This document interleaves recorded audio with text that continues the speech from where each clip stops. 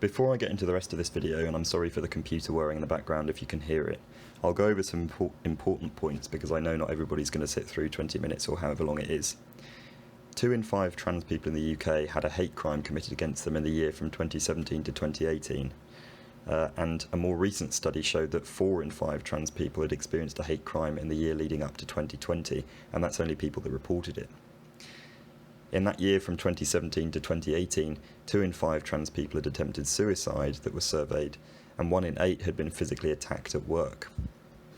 Presumably there are many trans people who commit suicide and whose suicides go unrecorded as trans casualties because either they hadn't told anybody that they were trans, or they had told their family that they were trans and their family did not pass this information on.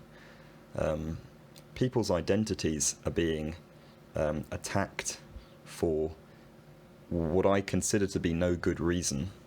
There is intense, unwarranted vitriol towards people who are just trying to live their lives. And yeah, the main point is that these people are actually dying. It's not just an issue of identity, which is itself deeply important. It's a matter of human life. And if you've clicked on this video for any reason, whether it's, you don't know much about the issue, or even if you may have clicked on it to get some kind of rage hit because you aren't in favour of trans rights, I beg you to consider the points that I make in this video, because these are opinions that I genuinely hold. This is not some attempt to pander to some left-wing ideology of some kind, as has been suggested in the comments of my post yesterday, or a couple of days ago as you watch this. This is a very serious issue that I feel very strongly about and that affects people that are very close to me. This is not the start of this channel becoming about politicised issues, because I know that lots of people from all political backgrounds come here to escape from that, but I feel, looking back on it, and I was approached by a couple of trans people who very compassionately suggested that I hadn't gone far enough in the last video, that I'd implied the existence of of an issue with two sides that have equal weight behind them, whereas my actual opinion is that one side is being intensely persecuted and the other side does not have much evidential weight behind any of the things that they're saying. I smoothed over this in an attempt to be diplomatic. In a situation where people are actively dying and having their identities erased, I feel that being hyper-diplomatic was the wrong thing to do, and that's why I'm making this video. Sorry if I repeat any of those things in the already recorded bit. I keep thinking of things that I need to add to this introduction to clarify. Yesterday I released a video about identity in the past and in the present, and in making that video I decided to mention a modern identity related topic, which was trans rights. And in mentioning this topic, I filmed the video a few times outside and then eventually just filmed it inside. I wasn't sure how to word it, because it's something that I have strong opinions about within my own personal life, but I realised that talking about it in too strongly opinionated terms could drive people away who would otherwise have listened, and B, because I was worried about getting things like death threats. I think the death threats worry was probably overblown. I don't think that I've received any death threats myself so far for anything I've done, even though there was one time when a video got a lot of white supremacist response because it, as far as I can tell, because it had a black person in the thumbnail. And the overwhelming majority of the negative response on, well, I think all of the response that I would call negative on the video yesterday was from people who are, in my view, transphobic. All of the comments that I got from transgender people were positive, and only 2 of them I think these were still positive because they induced me to make this video, but only 2 of them suggested in a very gentle way that maybe I hadn't gone far enough with what I'd said. So the comments that I've already received on yesterday's update suggesting that I've been mobbed by trans people into making this video are wrong and could not be further from the truth. I have trans people that I love very much who I think I owe it to make clearer the severity of the issue and make clearer the fact that, at least from my perspective, it's really not a situation where the 2 sides have equal weight. On the one hand, you have people who may be transphobic for various reasons.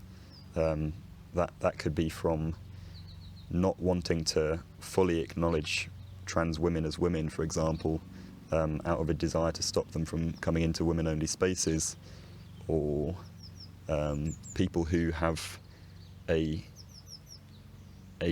wild misapprehension of trans people, that they are sexual predators who want to run around cutting off children's penises or something like that.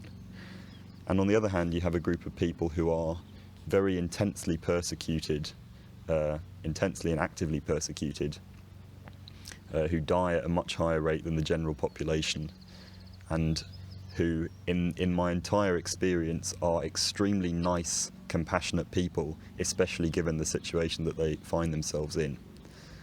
Before I go on with anything else, I would say that trans people are normal people who have jobs and relationships and marriages and, aspirations. They are not, they're not something weird that lives on the fringes of society. They're normal people, although some people would have them be pushed to the fringes of society, and are doing their best to do so. The vitriol against trans people, or disliking for trans people, ranges from thinking that they're a bit weird and not really understanding what it's all about, but generally thinking it's not something that was around when I was a child, so it's bad, to actively persecuting them out of some belief that they're bad people or they're degenerate. This is the same kind of persecution that at one time was much more common against gay people, and it's not that it doesn't happen against gay people anymore, but I think that example at least goes to show that this is one of those situations where people are just trying to behave in a way that's right for them, and they just want to exist alongside everybody else. Nobody is trying to make children trans. Nobody is trying to make you trans in the same way that gay people in the 1980s were not trying to make children gay.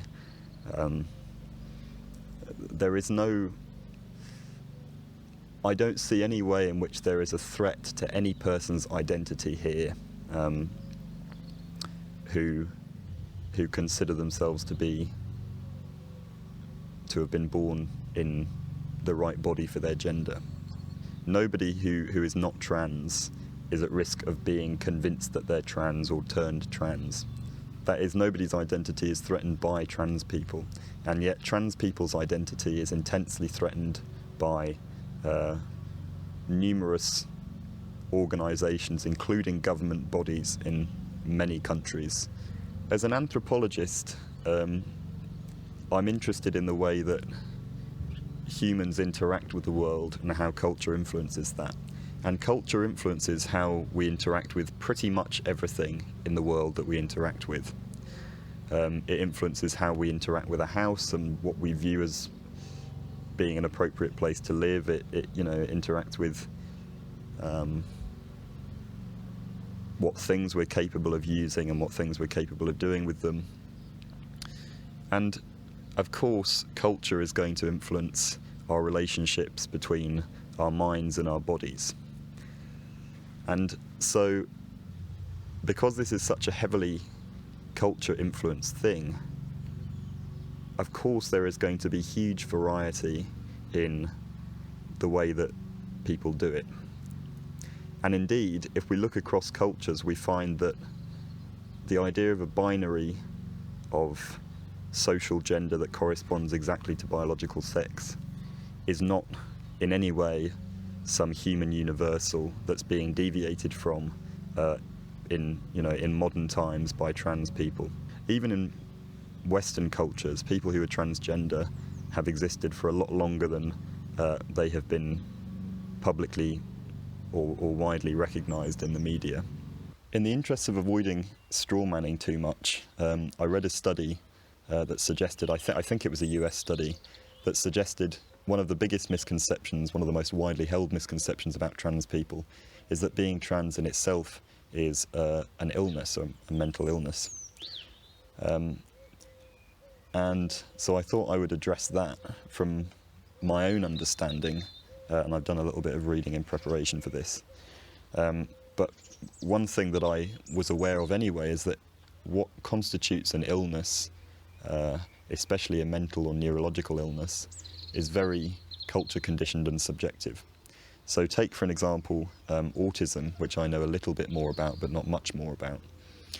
Autism was for a long time considered inherently pathological in the literature, which means it was considered to be an illness no matter how it presented itself, what its symptoms were. Nowadays, although a lot of literature is, I would say, struggling to catch up, there's a more widespread understanding that although autism can be disabling and it can cause problems with day-to-day living, it can also be something that people feel is an additive part of their personalities that they wouldn't want to be without. I know many autistic people who feel that they would not want to be without their autism, and that it's an integral part of them. And if you want a concrete example of someone who's come out in public and said that, Chris Packham is one example.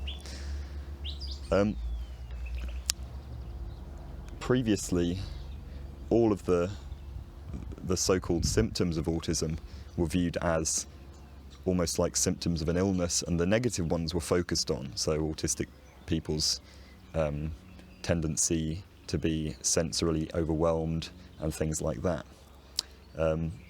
And things like the impressive talents that you see in some autistic people, or the impressive working memory that you see in many autistic people, were to a large extent ignored, or even described as a pathological symptom themselves. The more that we recognise autism is just part of the natural diversity that exists within human brains, the happier everyone is. And the same is true with being transgender. We are emerging from, and I hope we continue to emerge from, an era that places, or has historically placed, very strict impositions on what constitutes a man and a woman, and how both of those social groups can behave. In the process of emerging from that cultural idea, various things have happened. Men's and women's fashion have become a lot more overlapping, and it's fairly common for men to wear things that are considered feminine and women to wear things that are considered masculine. And things like sexual orientation have become, or the view of sexual orientation has become a lot less rigid, and now it's normal for people to be openly gay or openly bi. And I think that the obvious next step is for people who don't feel at home in their gender that they were assigned at birth, or in their biological sex, are able to explore their sexual identity, explore their gender identity, I should say, and if they want, transition. And it's been shown through research, and this is true in my experience of trans people as well, that people are a lot happier. They have much lower suicide rates and much lower depression rates if they're allowed to explore their gender identity. And that doesn't mean just deciding one day, I wonder what it's like to be the other gender, and snapping their fingers and transitioning. That means undergoing a complicated process of self-realization that may result in them changing their name, it may not. It may result in them undergoing hormone therapy, it may not. And if people are allowed to explore this, they're a lot happier. And that's in a world where trans people are, violence is regularly committed against trans people. Trans people are derided from all angles. So if mental health improves when trans people are allowed to explore their identities, even in this hostile world, imagine how much it would improve in a world where trans people were widely accepted and considered a part of normal society. I think, I cannot imagine how that would not improve mental health outcomes massively. If you acknowledge that the real pathology is gender dysphoria, the negative mental consequences of the mismatch between your body and your mind, then surely the way of treating that is through gender-affirming therapy, and sometimes that means hormone therapy, sometimes it means surgery. If you view it as pathological, that is a way of treating gender dysphoria. Many people say, why can't we just treat it as if it's an illness? Well, that is a treatment, It seems to work very well. A very small percentage of people seem to detransition. Detransitioning doesn't necessarily mean that they regret transitioning in the first place.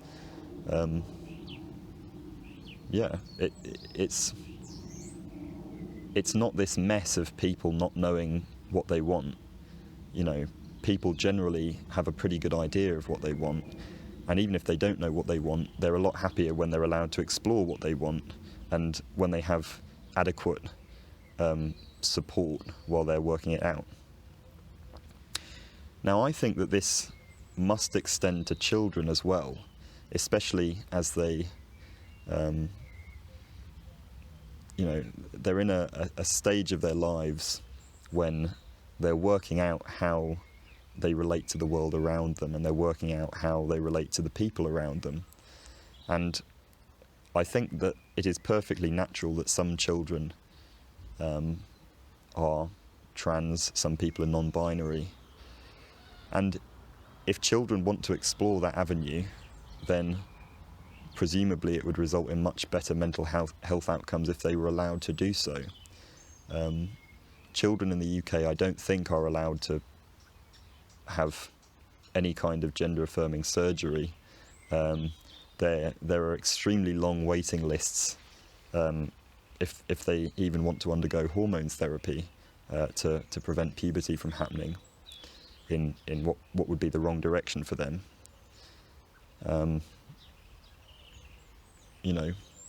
So this idea that children are being harvested and turned into the opposite sex is completely ridiculous, not in line with reality at all. Or maybe that's a straw man. I don't know how many people actually think that that's happening. But if children were able to access this stuff more easily, then being able to explore gender identity in a way that's safe, in a way that doesn't involve them getting beaten up, in a way that can lead to hormone therapy, I think would be a huge improvement. I genuinely think that. This is not something I'm saying to appease some contingent of my audience. I genuinely believe that very deeply. I think the positive health outcomes, both mental and physical, for people who are allowed to explore their gender identity have been shown to be a lot better than, if you inhibit people from doing that. The issue of regretting transitioning is clearly hugely overblown, and I think that the idea of children going through some trans phase and then deeply regretting it is also hugely overblown. And while I sympathise with anyone who has been the victim of abuse at the hands of men, I think that any small risk posed by allowing trans women into women-only spaces, which I don't think is any greater than the risk posed by sending your children to school to be taught by teachers who may be sexual predators. Any small risk that may confer is nothing when you compare it to the improvements in people's quality of life and the extension of people's life expectancy that would be conferred by fully recognizing people's identity. I think I've covered everything. Well, I definitely won't have covered everything, but I think I'm happy with what I've said, and thank you to anyone who's watched this. If you have watched this and come away with maybe a different opinion than what you started with, then thank you very, very much for being open and watching the video. And if you're trans and you watch this and you think that I've said anything out of line or inaccurate, then by all means comment, and I will make an effort to read through the comments